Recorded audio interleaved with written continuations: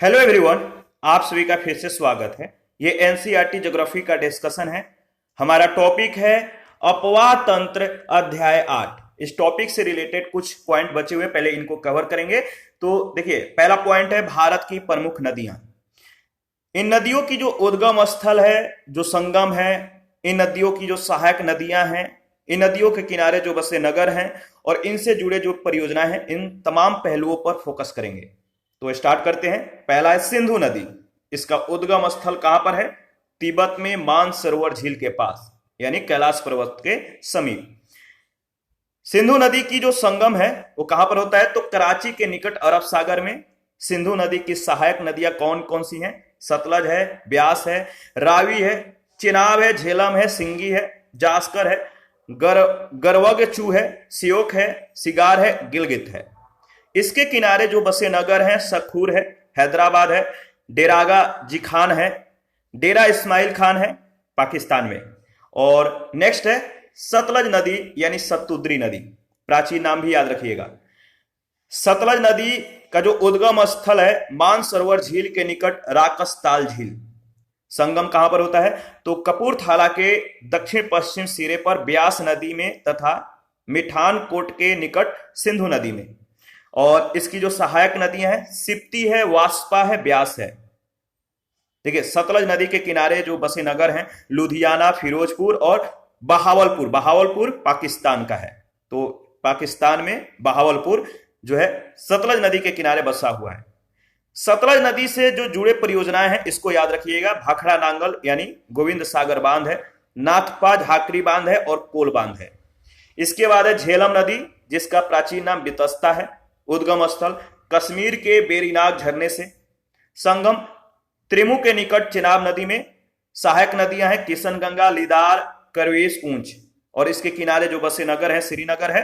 परियोजनाएं कौन सी है? तो किशनगंगा और तुलबुल परियोजनाएं, ये झेलम नदी पर है, याद रखिएगा। इसके बाद है चेनाब नदी यानी अस्कनी। देखिए, इसका जो उद्गम स्थल है लाहौल में बारालाचला दरे के विपरीत दिशा में चंद्रा और भागा, ठीक है, उद्गम स्थल है। और संगम कहां पर होता है? तो त्रिमुख के निकट झेलम नदी में। सहायक नदियां है रावी, चंद्रा और भागा है। और इससे जुड़ी जो परियोजनाएं हैं सलाल बांध, दुलहस्ती बांध और बगलीहार, याद रखिएगा। इसके बाद है रावी नदी यानी परुश्रवणी या इरावती। परुश्रवणी, रावी नदी का जो प्राचीन नाम है परुश्रवणी या इरावती। देखिए, इसका जो उद्गम स्थल है वो है आपका कांगड़ा जिले, हिमाचल प्रदेश में, यानी हिमालय के रोहतांग दर्रे से, याद रखिएगा। और इसके बाद देखिए, इसकी जो संगम होता है कहां पर होता है?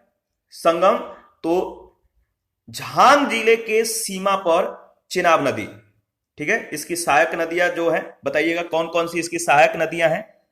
तो इसकी सहायक नदियां जो है वो है आपका चिनाब, ठीक है, याद रखिएगा। और देखिए, जो इसके किनारे जो बसे नगर हैं वो है आपका लाहौर और चंबा। और इससे जुड़े परियोजनाएं जो है थीन बांध है और चिमेरा परियोजना है, याद रखिएगा। 6 नंबर है ब्यास नदी यानी बिपाशा, ठीक है, प्राचीन नाम है। और उद्गम स्थल रोहतांग दर्रे से। हरिके के पास सतलज नदी में इसका संगम होता है।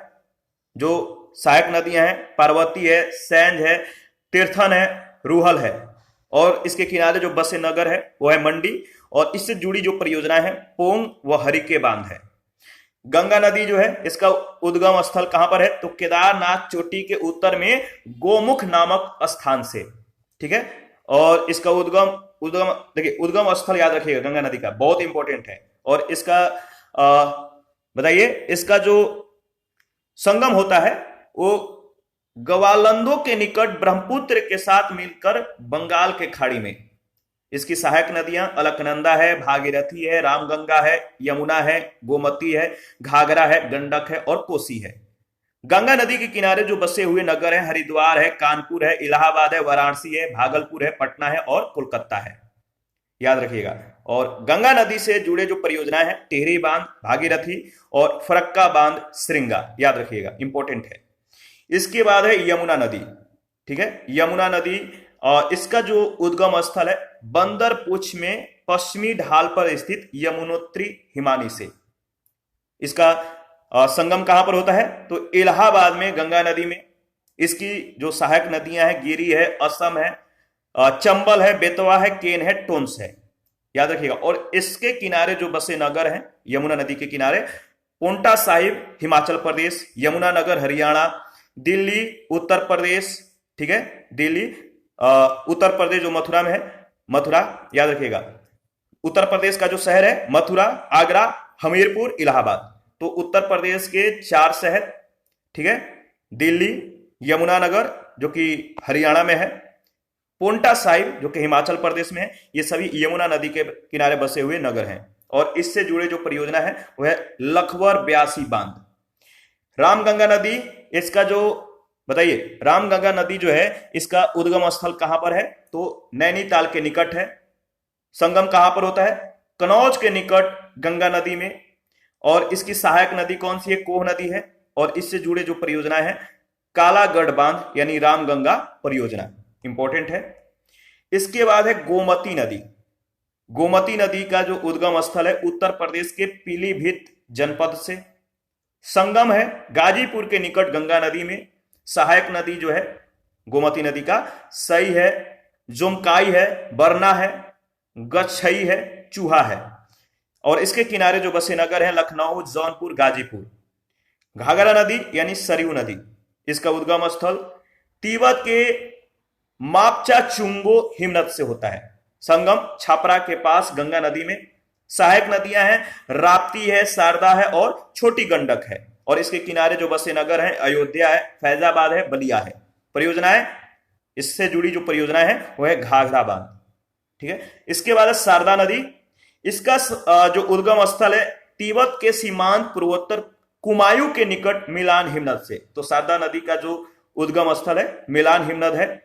संगम तो याद रखिएगा बहराम घाट के सीमा घाघरा नदी में। संगम कहां पर होता है? तो घाघरा नदी में। सहायक नदियां कौन सी है? तो धैर्या है, लिसार है, सरयू है, पूर्वी है, रामगंगा है, ऊल है, चौका है और दहावर व सुहेली।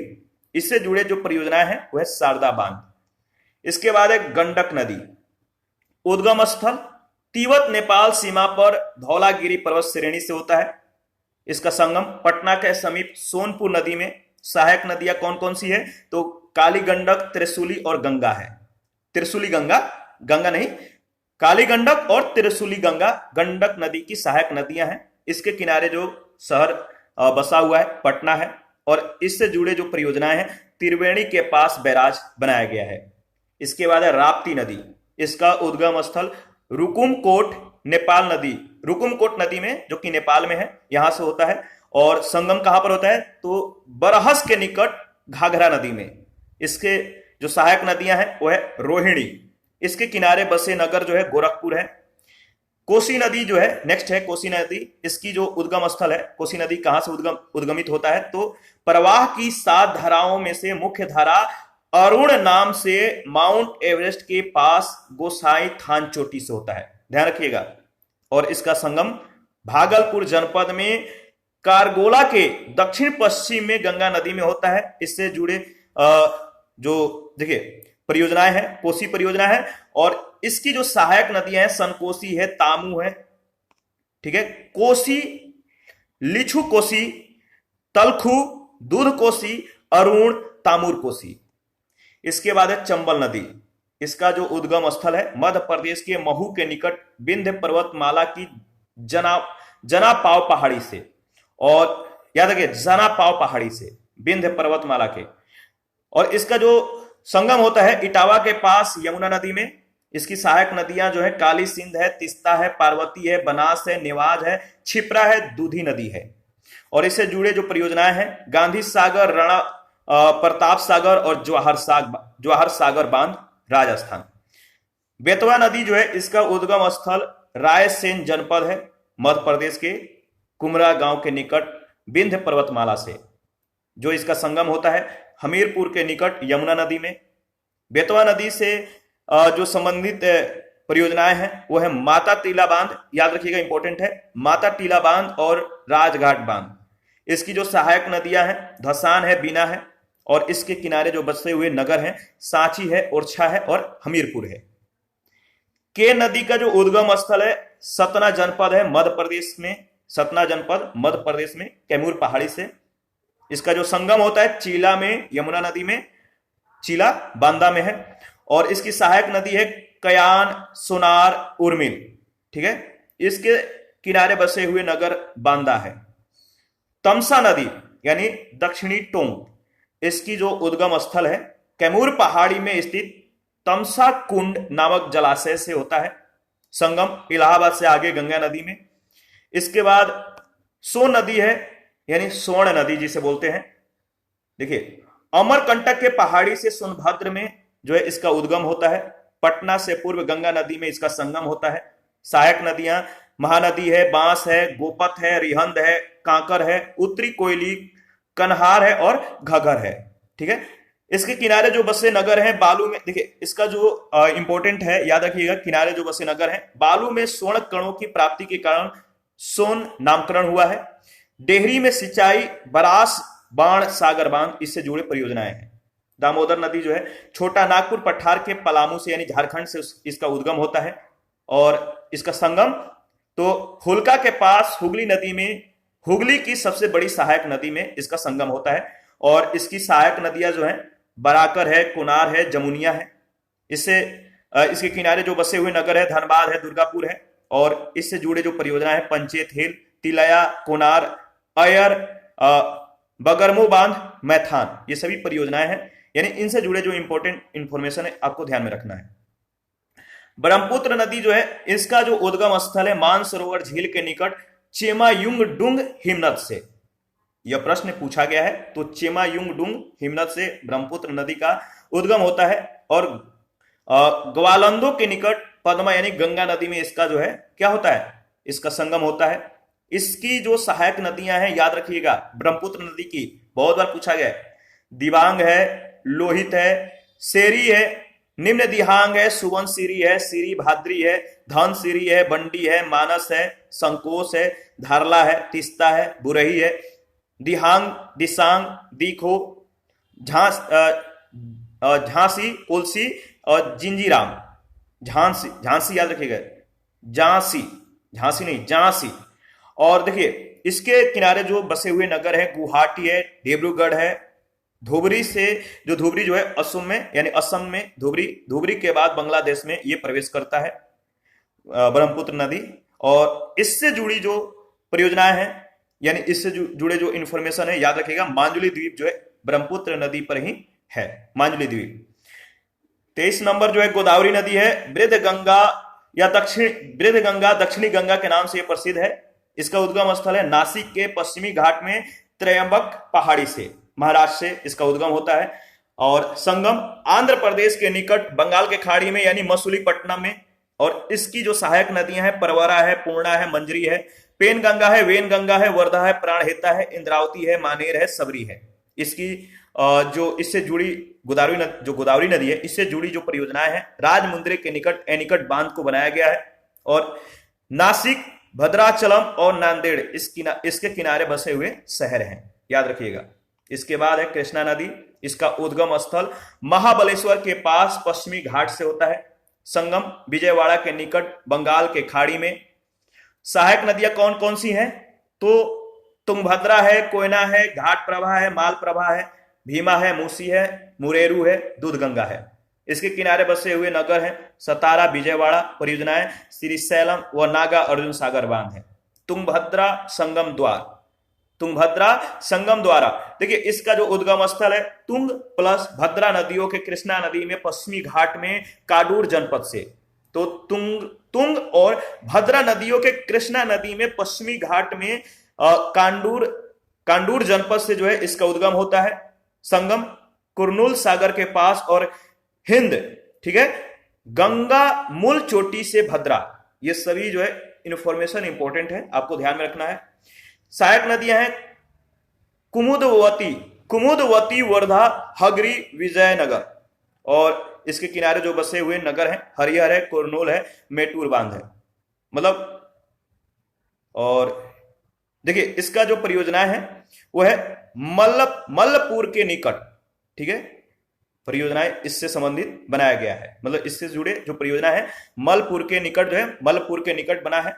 कावेरी नदी जो है इसका उद्गम स्थल कर्नाटक राज्य में ब्रह्मगिरी पहाड़ियों में कुर्ग जिले से होता है। संगम तमिलनाडु में कारकोल के ऊपर बंगाल के खाड़ी में होता है।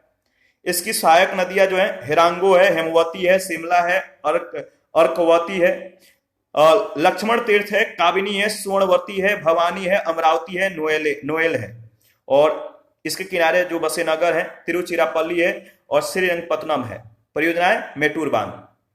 पेनार नदी का जो उद्गम स्थल है याद रखिए चेन्ना केशव पहाड़ी कर्नाटक से होता है, बंगाल की खाड़ी में इसका संगम होता है। इसकी जो सहायक नदियां हैं जयमंगली है, कच्चेरू याद रखिएगा, सागिलेरू, चित्रावती, पागनी, चेरू है। इसके बाद देखिए नर्मदा नदी है। इसका जो नर्मदा नदी जो है इसका जो उद्गम स्थल है मध्य प्रदेश में अमरकंटक के पहाड़ी से होता है। संगम भरूच यानी भड़ौच में अरब सागर में होता है। सहायक नदियां बुढ़नेर है, बंजर है, सर है, तवा है, कुंडी है, शक्कर है, हिरन बरना, तिंदेसी, अर्रा, देव गोई, नामोदास और सोमोदेवी। इसके किनारे जो बसे नगर है अंकलेश्वर है, जबलपुर है, रायगढ़ है। इससे जुड़े जो परियोजनाएं हैं महेश्वर बांध, इंदिरा सागर बांध, अंकलेश्वर बांध, सरदार सरोवर बांध, नर्मदा नदी पे ये सभी बने हुए हैं। इसके बाद है ताप्ती नदी। मध्य प्रदेश के बैतूल जनपद में मुल्ताई यानी मूल ताप्ती नगर के निकट इसका उद्गम होता है। खंभात के खाड़ी में संगम होता है। सहायक नदियां हैं पूर्णा है, निर्गा है, बोरी है, पंजरा तथा अनेर है। सूरत इसके किनारे बसा हुआ है। काकरा पारा बांध और उकाई बांध इससे जुड़ी परियोजनाएं हैं। महानदी जो है, महानदी का जो उद्गम स्थल है मध्य प्रदेश में रायपुर जनपद में सिहावा के निकट से। संगम कटक के निकट नरज नामक स्थान पर कटजूरी तथा बिरूपा नाम की दो धाराओं में बटकर बंगाल के खाड़ी में होता है। शिवनाथ, हसदो, मांड, ईब, जोंक, ओंग, तेल, ब्राह्मणी, कोयली, सांग, लीलागर, मनियारी, सुरही, अमनेर ये सभी इसकी सहायक नदियां हैं। कांकेर, संबलपुर, कटक इसके किनारे बसे नगर हैं। हीराकुंड, तिरकपाड़ा और बरोजबांग इससे जुड़े परियोजनाएं हैं। साबरमती नदी जो है इसका जो उद्गम स्थल होता है राजस्थान में अरावली पर्वतमाला से होता है। खंभात की खाड़ी में इसका संगम होता है। इसकी सहायक नदियां सैर है, हाथमाटी है, वाकल, वतरक और हरनौ है। अहमदाबाद इसके किनारे बसा हुआ है। इसके बाद है माही नदी। देखिए माही नदी का जो उद्गम स्थल है विंध्य पर्वतमाला है, मेहद झील मध्य प्रदेश। खंभात के खाड़ी में संगम है। सोम, अन्नास, पनप इसकी सहायक नदियां हैं और इससे जुड़े जो परियोजनाएं हैं वनकोरी बांध और कदाना बांध है। इसके बाद है विलुप्त सरस्वती नदी। इसके बारे में डिस्कस कर लेते हैं। सरस्वती नदी के संदर्भ में नवीनतम शोध के द्वारा 5 मई 2015 को इसके अस्तित्व की प्रमाणिकता की पुष्टि की गई। वर्तमान में यह नदी भूमि से 60 मीटर नीचे जो है विलुप्त पाई गई है। इसके खोजे गए अब तक सभी चैनलों के मैप से स्पष्ट होता है कि यह नदी 1500 किलोमीटर लंबी और 3 से 15 किलोमीटर चौड़ी थी। इसकी औसत गहराई 5 मीटर थी। सरस्वती नदी की विलुप्ति के संदर्भ में 120 वर्ष पहले 1893 ईस्वी में 120 वर्ष पहले यानी 1893 ईस्वी में अंग्रेज इंजीनियर, नाम याद रखिएगा, ओल्ड हैम ने विचार किया और खोज शुरू की। इस नदी को पुनर्जीवित करने का सर्वप्रथम प्रयास 1987 ईस्वी में उज्जैन विश्वविद्यालय के प्राचीन इतिहास विभाग के वरिष्ठ प्रोफेसर विष्णु श्रीधर वाकंकर ने किया था। इसके बाद देखिए तीस्ता जल विवाद है, इसके बारे में देख लेते हैं। तीस्ता नदी का उद्गम सिक्किम में हुआ है। यह नदी बांग्लादेश में ब्रह्मपुत्र की सहायक नदी बनने से पहले पश्चिम बंगाल और सिक्किम की सीमा बनाती है। इस नदी के जल बंटवारे को लेकर भारत और बांग्लादेश के बीच जो है 1983 ईस्वी से ही विवाद चला आ रहा है। भारत चाहता है कि पानी पर उसका जो है 52% और बांग्लादेश चाहता है कि पानी पर उसका मतलब बांग्लादेश का जो है जो भारत है चाहता है कि पानी पर उसका 52% अधिकार हो और बांग्लादेश का 48% हिस्सा हो, जबकि बांग्लादेश की अपेक्षा यह है कि भारत जो है 20% पानी का प्राकृतिक बहाव उसके लिए छोड़ दे और शेष को आधा आधा बांट ले। वर्तमान में अगर बात करें तो भारत और बांग्लादेश के बीच 54 नदियों का पानी साझा होता है, लेकिन अब तक केवल गंगा नदी पर ही समझौता हुआ है 1996 ईस्वी में। देखिए, इसके बाद नदी के किनारे जो स्थित प्रमुख शहर है, नगर है, इनके बारे में देख लेते हैं। पहला है कोरबा नगर, हसदेव नदी के किनारे बसा हुआ है। लुधियाना सतलज नदी के किनारे। लेह सिंधु नदी के किनारे। कर्णप्रयाग पिंडार और अलकनंदा के किनारे। हैदराबाद मूसी नदी के किनारे। पंचेत दामोदर नदी के किनारे। भुवनेश्वर महानदी के किनारे। उत्तरकाशी भागीरथी नदी के किनारे। कानपुर जो है गंगा नदी के किनारे बसा हुआ है। मैथौन बराकर नदी के किनारे। नासिक जो है गोदावरी नदी के किनारे बसा हुआ है। जबलपुर नर्मदा नदी के किनारे। श्रावस्ती राप्ती नदी के किनारे। फतेहपुर गंगा नदी के किनारे। फैजाबाद घाघरा यानी सरयू नदी के किनारे बसा हुआ है। कोटा चंबल नदी के किनारे। गाजियाबाद हिंडा नदी के किनारे बसा हुआ है। सूरत ताप्ती यानी तापी नदी के किनारे बसा हुआ है। कनौज गंगा नदी के किनारे। पटना गंगा नदी के किनारे। तिलया जो है बराकर नदी के किनारे बसा हुआ है। लखनऊ गोमती नदी के किनारे। वाराणसी गंगा नदी के किनारे। कटक महानदी के किनारे। बलिया गंगा नदी के किनारे। उज्जैन जो है क्षिप्रा नदी के किनारे बसा हुआ है। नैना देवी सतलज नदी के किनारे। गया फाल्गु नदी के किनारे बसा हुआ है।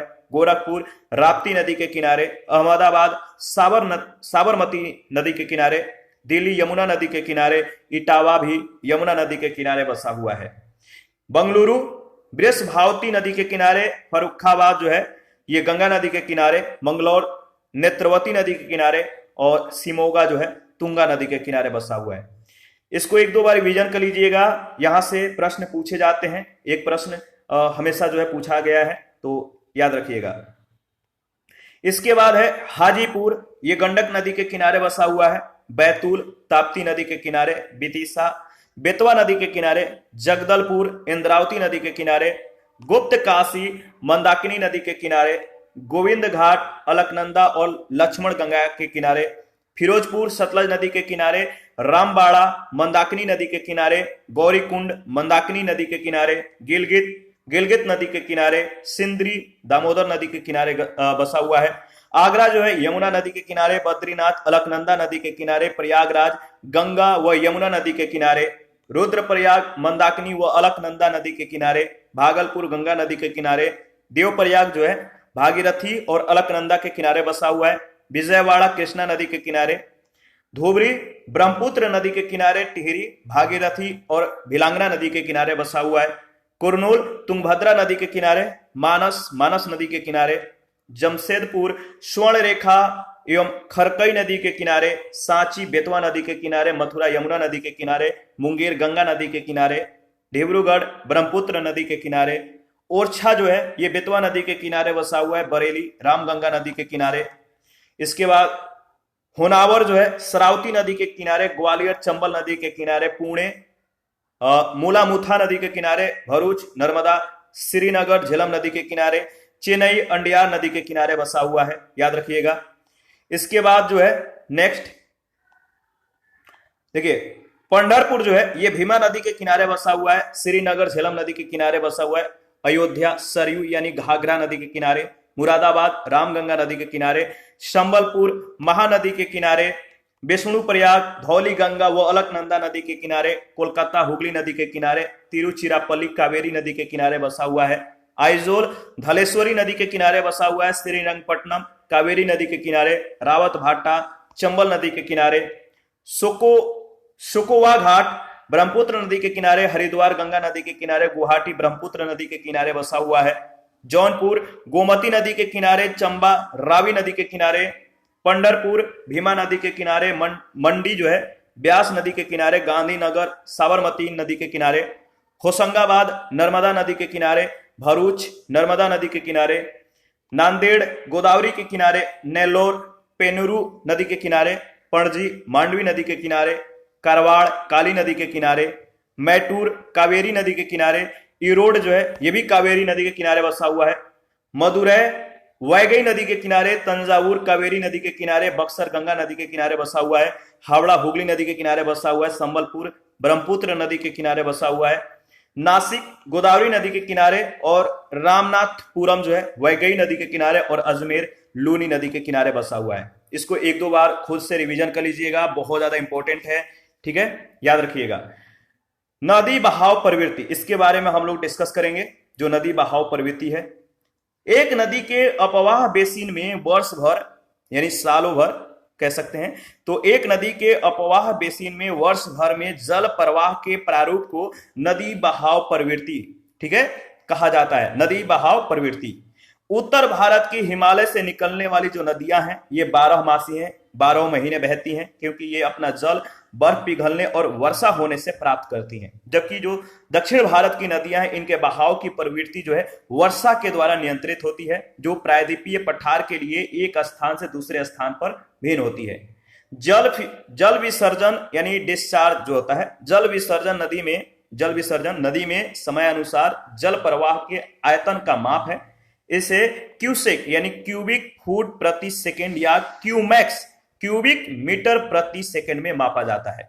गंगा नदी में न्यूनतम जल प्रवाह जनवरी से जून के अवधि में होता है और अधिकतम प्रवाह अगस्त या सितंबर में प्राप्त होता है। सितंबर के बाद प्रवाह में लगातार कमी होती जाती है। इस प्रकार इस नदी की वर्षा ऋतु में जल प्रवाह की प्रवृत्ति मानसूनी होती है। नर्मदा नदी में जो है जल विसर्जन का जो स्तर होता है जनवरी से जुलाई माह तक बहुत कम रहता है, लेकिन अगस्त में इस नदी का जल प्रवाह अधिकतम हो जाता है। गोदावरी में न्यूनतम प्रवाह मई में और अधिकतम जुलाई अगस्त में होता है। पोलावरम में गोदावरी नदी का औसत अधिकतम विसर्जन 3200 क्यूसेक और न्यूनतम औसत 50 क्यूसेक होता है। नदी प्रदूषण, रिवर पॉल्यूशन के बारे में डिस्कस करेंगे, बहुत ही इंपॉर्टेंट है। नदी जो होता है नदी जल की घरेलू औद्योगिक, जो नदी का जल होता है इसका उपयोग घरेलू औद्योगिक और कृषि में बढ़ती मांग के कारण इसकी गुणवत्ता प्रभावित हुई है। परिणाम स्वरूप नदियों से जो है अधिक जल की निकासी होती है, इसका आयतन घटता जाता है। दूसरी ओर अगर बात करें तो उद्योग का प्रदूषण और अपरिष्कृत कचरा नदी में मिलता रहता है। यह केवल जल की गुणवत्ता को ही नहीं बल्कि नदी के स्वतः निर्मलीकरण की क्षमता को भी प्रभावित करता है।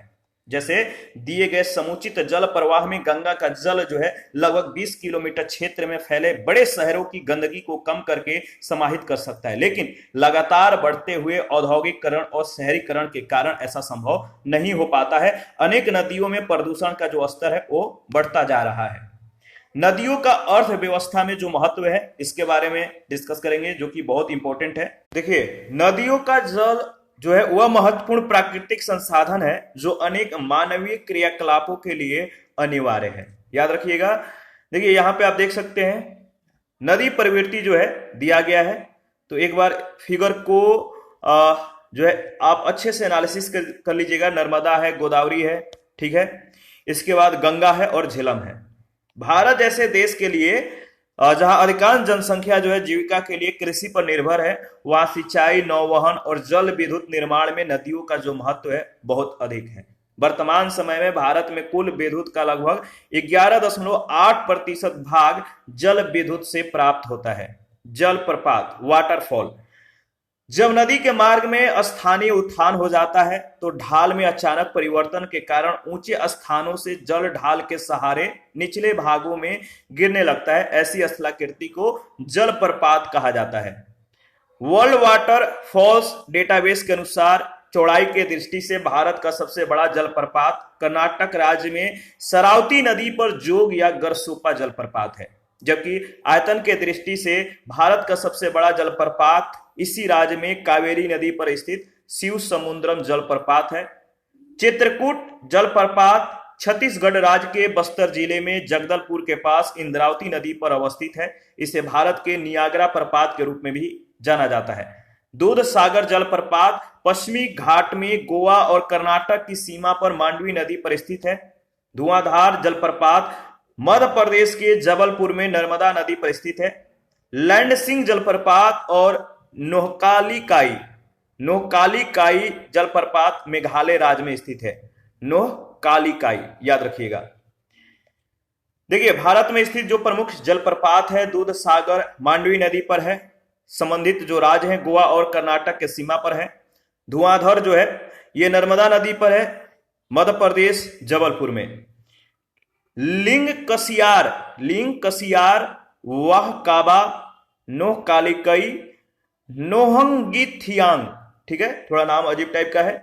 लिंगनगई और देन लेथेन और नेक्स्ट है किनरेम। ये सभी मेघालय में जो है स्थित हैं। इसके बाद है अमृतधारा और देवधारा, ये हसदेव में है, छत्तीसगढ़। ठीक है। केंदाई जो है ये छत्तीसगढ़ में है। दुग्ध धारा और कपिल धारा और धुआंधर ये नर्मदा नदी पर है और ये जो है आपका मध्य प्रदेश में है, याद रखिएगा। इसके बाद है तीरथगढ़। तीरथगढ़ जो है जलप्रपात कांगे नदी पर है और ये छत्तीसगढ़ में है। जोग या गरसोपा शरावती नदी पर है, कर्नाटक में। शिव समुद्रम कावेरी नदी पर है, कर्नाटक में। कपिल धारा नर्मदा नदी पर है, अनूपपुर मध्य प्रदेश में। चित्रकूट जो है इंद्रावती नदी पर है, बस्तर छत्तीसगढ़ में। जोनहा या गौतम धारा जो है राढ़ू नदी पर है, रांची झारखंड में। गोकक जो है ये घाट प्रभा नदी पर है, बेलगावी कर्नाटक में।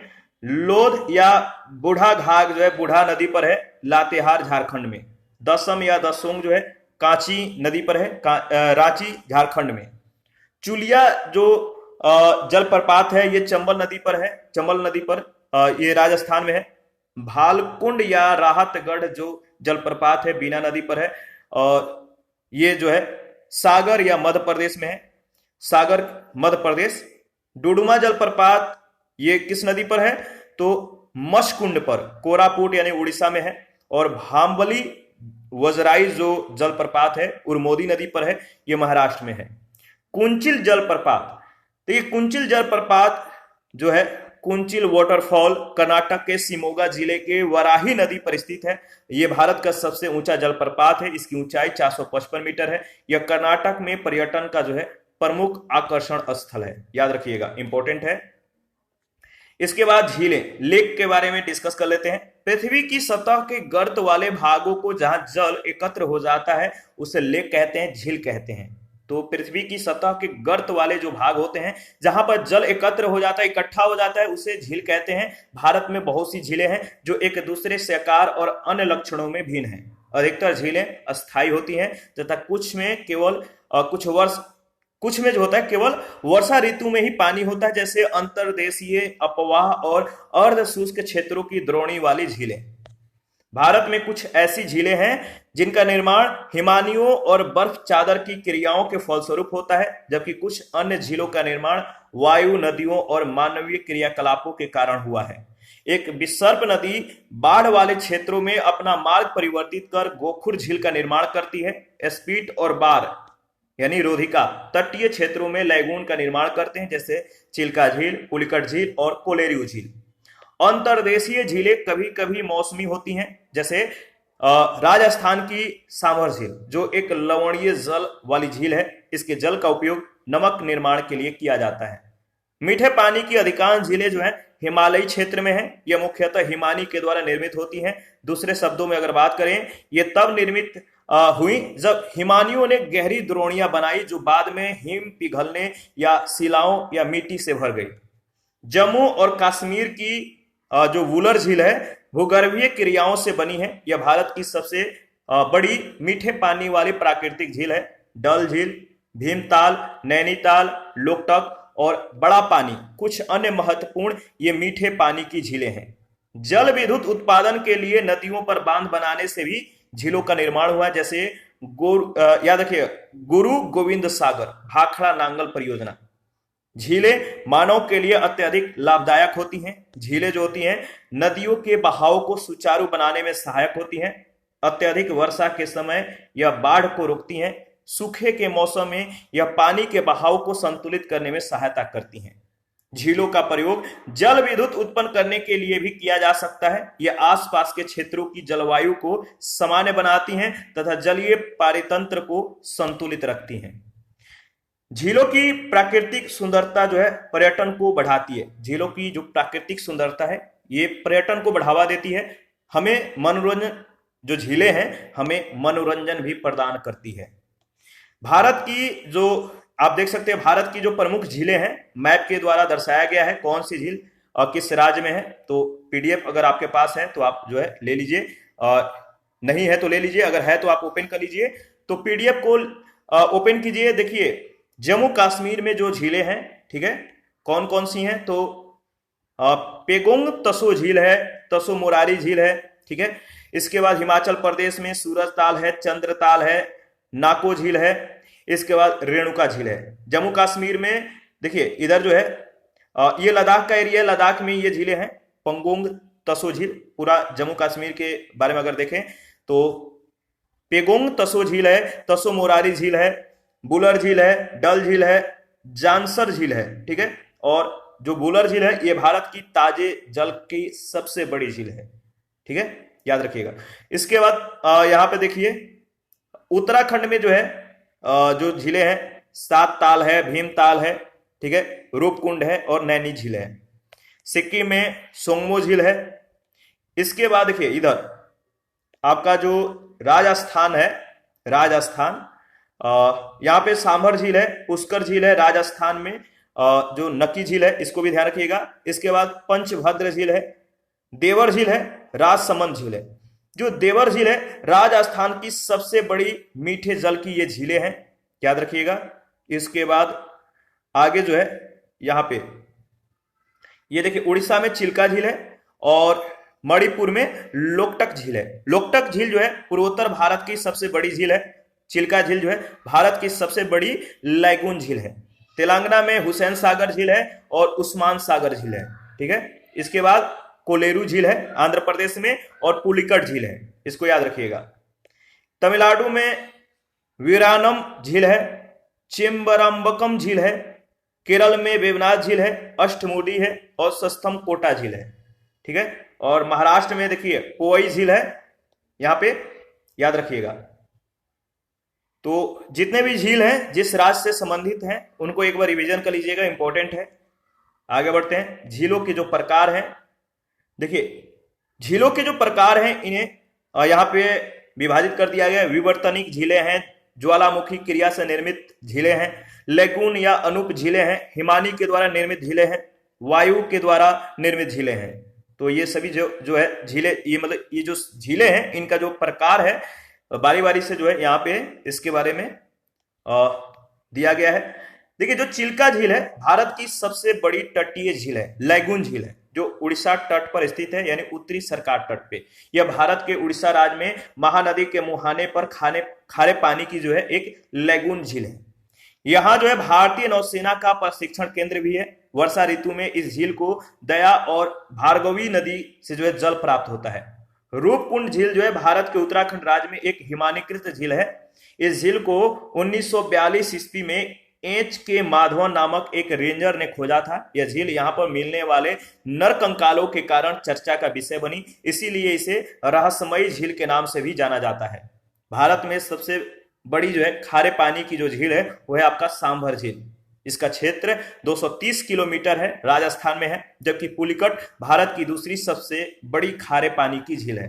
पुलिकट भारत के पूर्वी तट पर आंध्र प्रदेश और तमिलनाडु की सीमा पर अवस्थित है, जिसे श्रीहरिकोटा द्वीप बंगाल के खाड़ी से अलग करता है। इसका 84% भाग आंध्र प्रदेश और 16% भाग तमिलनाडु में पड़ता है। पुलिकट झील जो है आंध्र तट पर स्थित खारे जल की लैगून झील है। यह समुद्र से बालू की भीति के द्वारा अलग होने से बनी है। बकिंघम नहर इस झील के पश्चिमी हिस्से से निकलती है। भारत की सबसे बड़ी मीठे पानी की जो झील है वो है बुलर झील। क्षेत्रफल कितना है? 160 वर्ग किलोमीटर है। यह जम्मू कश्मीर में स्थित है, जिस पर तुलुल परियोजना बनाई गई है। भारत की सबसे बड़ी कृत्रिम झील जो है मानव निर्मित झील है गोविंद सागर झील। यह पंजाब के रोपण जिले में सतलज नदी पर भाखड़ा नांगल बांध से निर्मित हुई है। चोलामू झील भारत की सबसे अधिक ऊंचाई पर स्थित झील है, करीब 18,000 फीट है, जो सिक्किम राज्य में स्थित है। तीस्ता नदी का उद्गम इसी झील से होता है। लोनार झील महाराष्ट्र के बुल्ढाना जिले में स्थित एक खारे पानी की झील है। जो लोनार झील है महाराष्ट्र के किस जिले में है? तो बुल्ढाना जिले में। यह जो है एक खारे पानी की झील है। इसका निर्माण ज्वालामुखी उद्गार के परिणाम स्वरूप हुआ है। नेक्स्ट है लोकटक झील। पूर्वोत्तर भारत की सबसे बड़ी मीठे पानी की ये जो है झील है। केवुल लामजाओ नामक तैरता हुआ एक राष्ट्रीय पार्क जो है इसी झील पर है। याद रखिएगा, यहां से प्रश्न पूछे गए। इस पर एक जल विद्युत परियोजना का भी निर्माण किया गया है। यह झील विश्व में तैरती द्वीपीय झील के रूप में प्रसिद्ध है। इसके बाद है वेवनाथ झील, भारत के पश्चिमी तट पर केरल राज्य में स्थित एक लैगून झील है। इसी झील में वेलिंगटन द्वीप है जहां पर राष्ट्रीय नौकायान प्रतियोगिताएं होती हैं। इसके बाद देखिए आगे बढ़ते हैं। वेवनाथ झील जो है केरल के कोट्टायम, अलपुझा व एर्नाकुलम जिलों की सीमाओं को जो है स्पर्श करती है। मंजरी नदी जो है, मंजरी नदी पर और तुंगभद्रा, करनाल तुंगभद्रा नदी जो कर्नाटक पर है, मानव के द्वारा निर्मित कृत्रिम झीलें हैं। अष्टमुडी झील जो है केरल के कोल्लम जिले में स्थित लैगून या कयाल झील है, जिसकी 8 शाखाएं हैं। रामसर समझौते के द्वारा इसे अंतर्राष्ट्रीय महत्व की आर्द्र भूमि घोषित किया गया है, याद रखिएगा। देखिए भारत की जो प्रमुख झीलें हैं, पहला है वेवनाथ केरल। वेवनाथ जो झील है ये किस राज्य से संबंधित है, तो केरल से। चिल्का झील जो है उड़ीसा से, राजसमंद जो है राजस्थान से, पुलिकट तमिलनाडु और आंध्र प्रदेश से। सात ताल झील जो है इसका संबंध उत्तराखंड से है। अष्टमुडी जो झील है इसका संबंध केरल से। फतेह सागर जो झील है इसका संबंध बताइए राजस्थान से है। डल झील का संबंध जम्मू कश्मीर। शेषनाग झील जो है जम्मू कश्मीर में है। लोकटक झील मणिपुर में है। सांभर झील राजस्थान में है। डिंडवाना झील राजस्थान में है। राकसताल झील जो है ये उत्तराखंड में है। कोलेरू झील आंध्र प्रदेश में। मालाताल ये उत्तराखंड में है। चपनाला झील जो है ये कहां पर है, तो ये असम में है, याद रखिएगा। रूपकुंड जो है ये उत्तराखंड में है। फुलहर जो है ये उत्तर प्रदेश में है। देवताल उत्तराखंड में है। हमीरसर गुजरात में है। उदय सागर जो झील है ये राजस्थान में है। और लूनकरणसर जो झील है ये राजस्थान में। नक्की झील राजस्थान में। नगिन जो है ये जम्मू कश्मीर में है। लोनार झील महाराष्ट्र में है। चंदुबी असम में है। पेरियार केरल में है। सूरजकुंड हरियाणा में है। जयसमंद झील जो है राजस्थान में। बुलर झील जम्मू कश्मीर में। मानस बल जो है ये जम्मू कश्मीर में है। पेरियार झील जो है ये केरल में। हुसैन सागर झील जो तेलंगाना में है। तो याद रखिएगा जो भारत की प्रमुख झीलें हैं और ये झीलें किस राज्य से संबंधित हैं, इंपॉर्टेंट है। इसी के साथ आज का सेशन समाप्त हो जाता है। नेक्स्ट सेशन में जल संसाधन के बारे में डिस्कस करेंगे। तो आप अपना प्रतिक्रियाएं देते रहिए। आपके प्रतिक्रियाओं का हमें बेसब्री से इंतजार रहता है। जिन लोगों ने Telegram channel, Telegram quiz group, Facebook page, Instagram को ज्वाइन नहीं किया, वीडियो के डिस्क्रिप्शन बॉक्स में उसका लिंक है, आप ज्वाइन कर सकते हैं। जिन लोगों ने अभी तक पीडीएफ नहीं लिया है, पीडीएफ चाहिए, तो Telegram channel, Telegram quiz group या चैनल के कम्युनिटी बॉक्स में जाइए, वहां पे इसके रिगार्डिंग में इन्फॉर्मेशन को जो है अपडेट कर दिया गया है। थैंक यू, मिलते हैं नेक्स्ट सेशन में। अभी के लिए इतना ही, हमें इजाजत दीजिए।